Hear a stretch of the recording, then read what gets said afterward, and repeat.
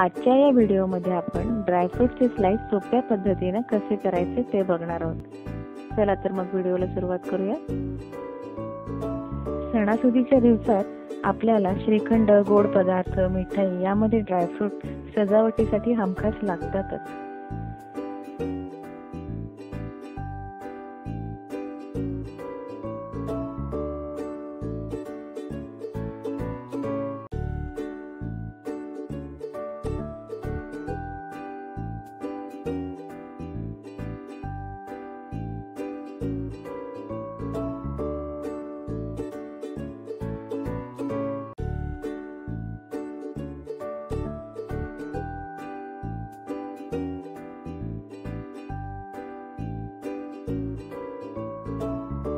हे आहेत 10 ते 15 काजू,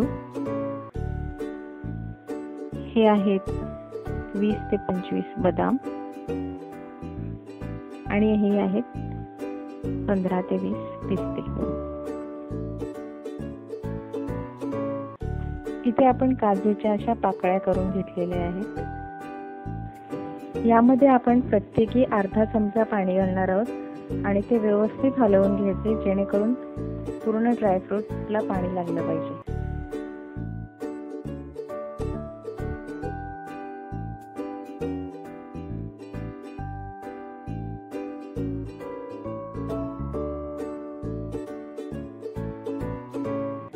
त्यानंतर आपण हे ड्रायफ्रूट्स 1.5 तास झाकून ठेवणार आहोत। 1.5 तासानंतर हे ड्रायफ्रूट्स आपण एका स्वच्छ कॉटनच्या रुमालावरती 5 ते 10 मिनिटांसाठी सुकवण्यासाठी ठेवणार आहोत। अशा प्रकारचा ड्रायफ्रूट स्लायसर आपल्याला सहज मिळतो। आपले ड्रायफ्रूट्स आता भिजल्यामुळे त्याचे स्लाइस करणं अगदी सोपं जाणार आहे आपल्याला। या बदामाचे आपण अशा पद्धतीने स्लाइस करून घेणार आहोत।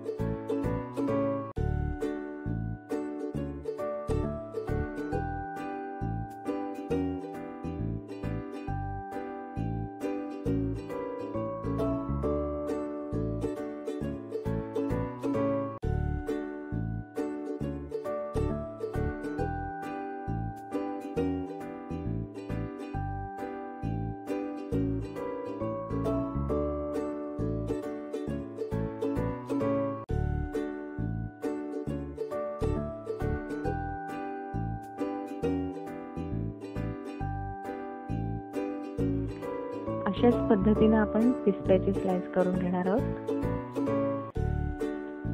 आणि अशा पद्धतीने आपले सगळे पिस्त्याचे स्लाइस करून झालेले आहेत। अशाच पद्धतीने आपण काजूची स्लाइस करून घेणार आहोत।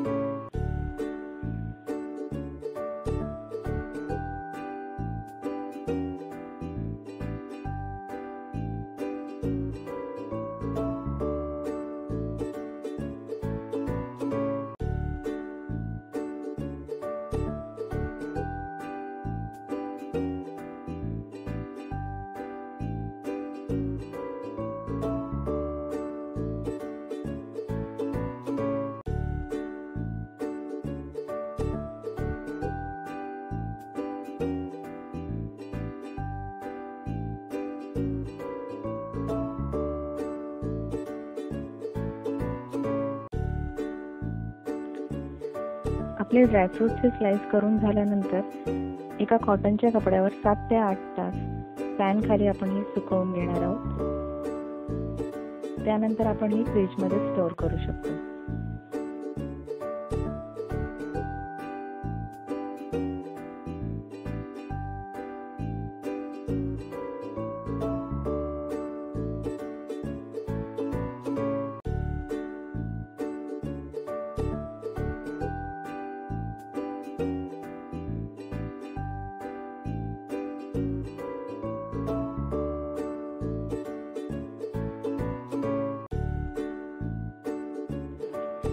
आहे ना ही सोपी पद्धत ड्रायफ्रूटचे स्लाइस करायची.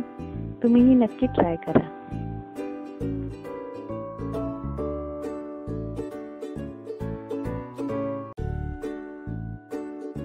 व्हिडिओ आवडला तर नक्की लाईक करा आणि चॅनलला सबस्क्राईब करायला विसरू नका. पुन्हा भेटूयात अशाच एका नवीन व्हिडिओसह. तोपर्यंत बाय.